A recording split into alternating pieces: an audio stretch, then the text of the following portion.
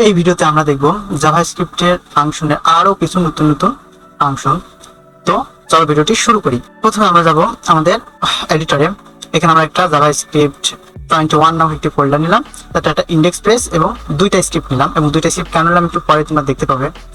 তো আমরা এই দুইটাকে প্লাগইন দিলাম এবং এটাকে ব্রাউজারে ওপেন করলাম। তো চলো জাভাস্ক্রিপ্টের প্রথমে আমরা যেটা দেখবো সেটা হলো উইন্ডোজ ফাংশন। আসলে এই উইন্ডোজ ফাংশনটা কি, তো চলো একটু দেখি। তো আমরা একটা সিম্পল একটা ফাংশন বলে একটা ফাংশন, তার নাম দিলাম নেম, একটা প্যারামিটার দিলাম এ, এবং এটা রিটার্ন করবে লগ এ, এবং এটা এ কে রিটার্ন করবে। আচ্ছা, আমরা যদি এটাকে এখন কল করি নেম দিয়ে প্যারামিটার, যে কোনো একটা প্যারামিটার দিলাম, ধরো 21 দিয়ে দিলাম একটা প্যারামিটার, এবং এটা যদি আমরা আমাদের ব্রাউজারে দেখি তো আউটপুট পাবো 21। খুবই সাধারণ, খুব সিম্পল একটা কাজ, খুব সিম্পল একটা কাজ আমরা করলাম। আসলে এই নেমের আগে যদি আমরা উইন্ডোজ লিখি, উইন্ডোজ ডট নেম, তাহলে কি হবে?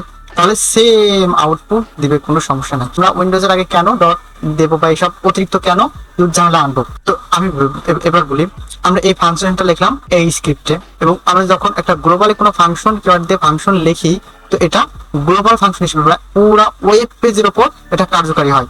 অর্থাৎ এই ফাংশনটি আমি অন্য একটি স্ক্রিপ্টেও ব্যবহার করতে পারি। তো সেটা কিভাবে চলো দেখা যায়। এই জন্য আমরা আরেকটা স্ক্রিপ্ট নিলাম, স্ক্রিপ্ট 2। এখানে কিন্তু আমাদের এই ফাংশনটা নাই, কিন্তু আমরা যদি এই ফাংশনটা এখানে কল না করে কন্ট্রোল এক্স এখানে কল করি, কন্ট্রোল ভি, দুটাকে সেভ করে দিলাম, এবং যদি আউটপুটটি দেখি তো আউটপুট সেম থাকবে। তার মানে কি, বিষয়টা কি বুঝতে পারছো?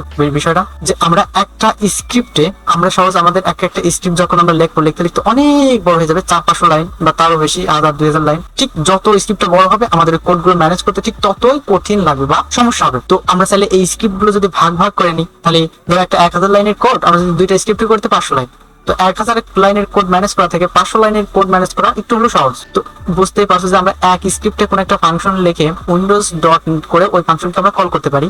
এটা আমাদের কি করবে, কোডকে ম্যানেজ করতে আরো সাহায্য করবে। উইন্ডোজ ফাংশনটা একটা দারুণ ফাংশন না? এবং চলো আরেকটা জিনিস দেখাই, যে আমরা জানি যে ভেরিয়েবল 4 ভাবে ডিক্লেয়ার করা যায়। আমরা সবসময় গ্লোবাল ভেরিয়েবলকে কেন অ্যাভয়েড করবো, এবং যখন কোনো নাম বা কিওয়ার্ড ব্যবহার ছাড়াই আমরা ভেরিয়েবল নিতে পারি, তো আমরা কেন বারবার কিওয়ার্ডটি ব্যবহার করতে চলে সে বিষয়টা এখনো ক্লিয়ার হওয়া যাক। এই নেমের আন্ডারে এই ভ্যালুটা যদি আমরা এখানে লক করি, তাহলে আমরা কি দেখবো? তাহলে আমরা একটা ইরোড দেখবো। আচ্ছা, ইরোডটাকে একটু পরে দেখি, আমরা আসি ইরোড পরে। কিন্তু দেখো আমাদের এই র্যান্ডম জিনিসটা কিন্তু প্রিন্ট করেছে। এটা যদি আমরা এখানে না করি, এখানেও তো আমরা উইন্ডোজ লাগাই লক করতে পারতাম, ঠিক না? লক উইন্ডোজ ডট করতে পারতাম, ঠিক না?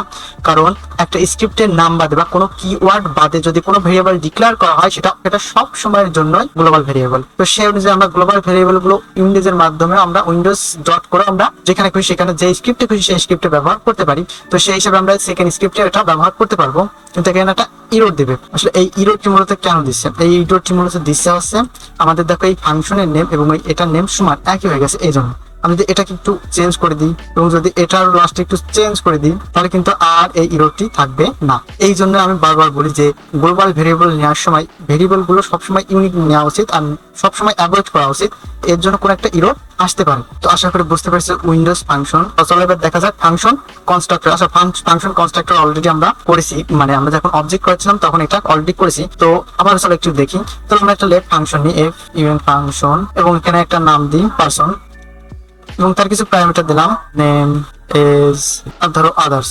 এবং এটাকে যদি আমরা this dot name is equal to name করি, this dot age equal to age করি, দিস ডট আদার্স ইকুয়াল মানে অ্যাসাইন টু আদার্স করি, এবং এই যে একটা ফাংশন নিলাম, এটা হলো কনস্ট্রাক্টর ফাংশন। কারণ এটা দিয়ে আমরা সাধারণত অবজেক্ট তৈরি করি।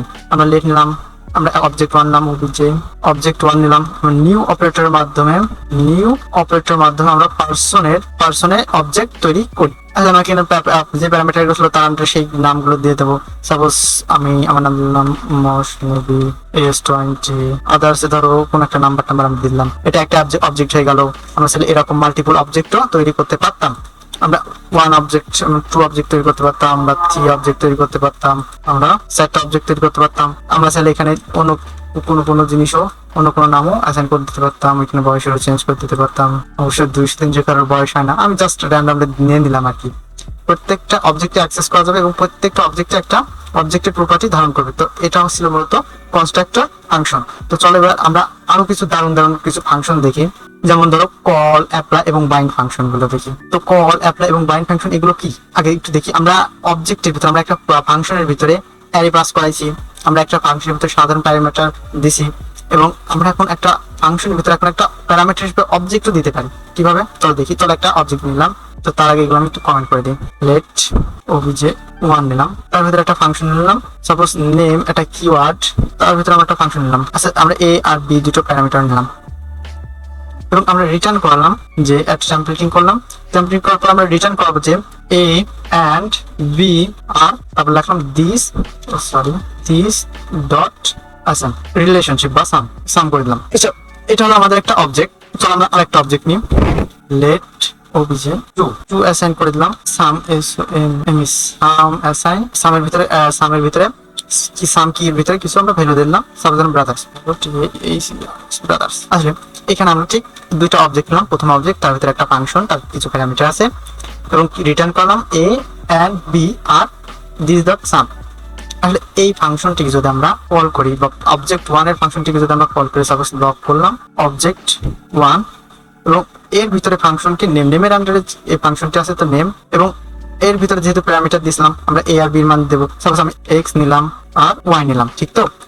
তো এটা আউটপুট আমাকে কেমন দিবে যদি আমরা আউটপুট একটু দেখি। x and y আর আনডিফাইন্ড। আচ্ছা দিস ডট নেমের জন্য আমাদের এখানে আনডিফাইন্ড দেখাচ্ছে, ঠিক না?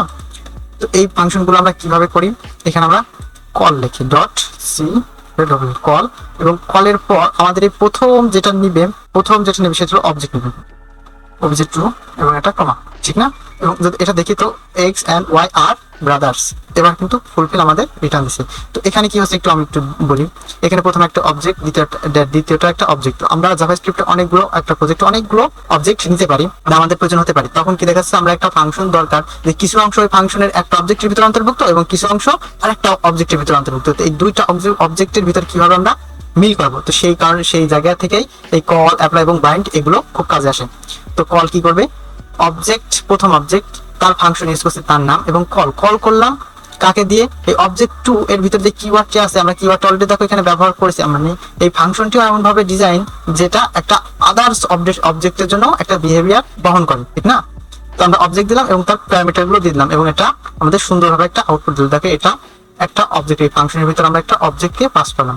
তো ঠিক অ্যাপ্লাই কি করবে, অ্যাপ্লাইও ঠিক সেম কাজই করবে। অ্যাপ্লাই, আচ্ছা তোমরা এখন বলতে পারো যদি অ্যাপ্লাইও সেম কাজই করে তো আমার কল আর অ্যাপ্লাইয়ের মধ্যে পার্থক্য কি হলো? তো আমরা এখন দেখেছি না, যদি আমরা এটাকে রান করি তো আমরা একটা এরর দেখতে পাবো, কারণ অ্যাপ্লাই আমরা কলে এখানে সেপারেট প্যারামিটার নিলেও অ্যাপ্লাই অ্যারে হিসাবে প্যারামিটার নেবে, তোমার কোনো এরর থাকবে না। তাহলে কল কি করে, কল সেপারেট প্যারামিটার নেয় এবং অ্যাপ্লাই অ্যারের মাধ্যমে প্যারামিটার নেবে। এবং বাইন্ডটা দেখার জন্য আমরা এটাকে আমরা কমেন্ট করি।